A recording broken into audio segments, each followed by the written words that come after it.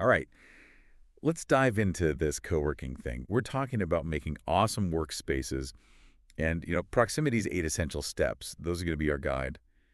Starting a business is no joke, right? It can feel like climbing Everest in those flimsy flip-flops. Yeah, no kidding. But don't worry, we're about to trade those flip-flops in for some serious hiking boots, ready for anything. Love it. This article, it's seriously a solid roadmap. It's packed, though, so we're here to pull out those golden nuggets, those aha moments that'll really make your co-working space pop. Music to my ears. All right, so first up, value proposition. It's got to be crystal clear why someone would choose your co-working space over their couch or, the usual coffee shop hustle. Right, it has to be more than just a desk. Exactly. It's kind of like, why pick a craft brewery when you could grab a regular beer at the store? I see what you're saying. It's the experience, right? Atmosphere, that feeling of community. You want something, well, special. Exactly. And speaking of knowing what's what, proximity doesn't just tell you to research the competition. They want you to really get in there and experience it. Smart, right. Forget online reviews. Go spend a day working from your competitor's space. That's dedication to market research. Seriously, you got to know the field, what's the vibe, how's the coffee, that's important, but most importantly, what's missing. Good point. That gap, that's your golden ticket. So, I walk into a competitor's space, and the Wi-Fi, it's like trying to download a movie on dial-up. Painfully slow. And then, bam, the idea hits me. My co-working space, we're going to have internet speed that'll make your head spin. Now you're talking. And here's where things get really cool. Proximity, they're big on this. Collaboration over competition. Imagine a co-working pass that unlocks multiple spaces around the city. Perfect for those digital nomads. Always on the move. Now, that's thinking outside the box. Okay, so you've got your value proposition locked in. You've scoped out the competition. Now for the fun part, finding the perfect location for this awesome co-working space. the pressure is on. Proximity calls it the Goldilocks principle. Not too big, not too small, but just right. Makes sense, yeah. Too small and you're turning people away. Too big and you're staring at empty desks. Not great for the budget. Definitely not. This is where really knowing your target market is key. Absolutely. What works for a bunch of techies might not work for freelancers who need peace and quiet. True, true. And while we're on the topic of location, let's not forget those lease negotiations. Proximity reminds us, don't just sign on the dotted line, be smart, think long-term. Those renewal options are golden. Oh, they're essential, because what if the neighborhood suddenly takes off or flops? Oof. Yeah, hadn't thought about that. You gotta ask, what's the long game? Is co-working even gonna be a thing here in 5-10 years? Location should always, always tie back to that value proposition we talked about. A trendy, up-and-coming area might be perfect for your target market, or maybe they need something a bit more, established. Location, location, location, as they say. Yeah. All right, so we've got the space figured out, kind of, but what about paying for it all? That's next, right? Time to talk about the money, the lifeblood of any business. Revenue streams. Proximity breaks down the typical membership options. Drop-in, flex desk, dedicated. There's a whole system. Yeah, and offering a variety is key. It's all about catering to different work styles, budgets, Someone popping in for a day or two a month isn't going to be interested in a full-time membership. Makes total sense. Got to have options. But then proximity throws in this curveball.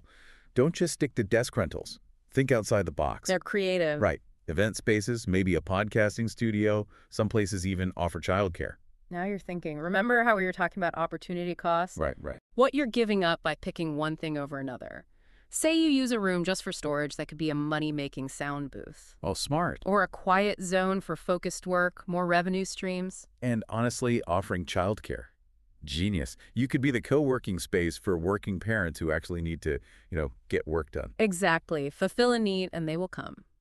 Okay, now for one of my favorite parts, building hype before you even open the doors. The pregame is key, right? It's like creating that community vibe from day one, even before the paint's dry, as the article says. Spot on. Online webinars, meetups at local spots. You're generating excitement, building relationships before you even unlock the doors. I remember when this awesome bookstore opened up in my town. They did this whole pre-launch thing on social media, sharing sneak peeks, author Q&As, the whole shebang.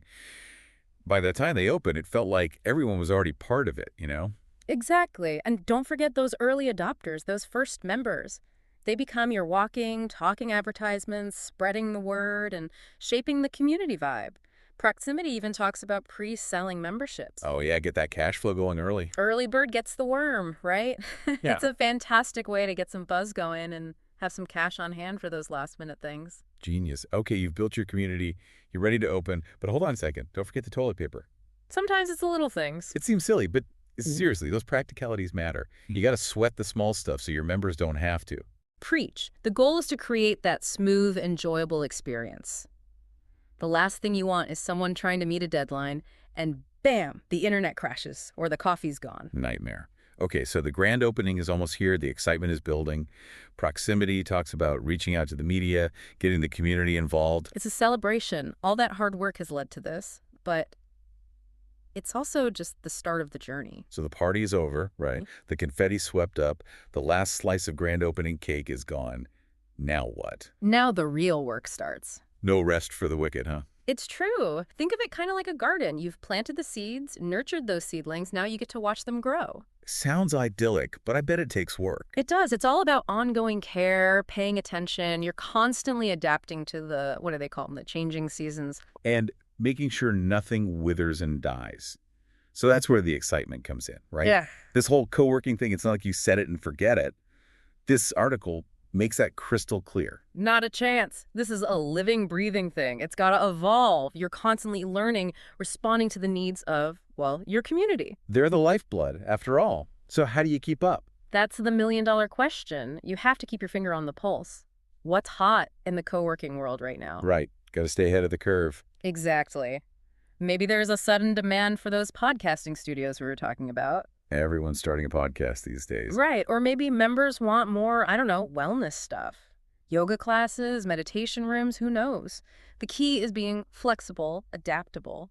It's like that old saying, the only constant is change. So how does a co-working space owner keep up with all that?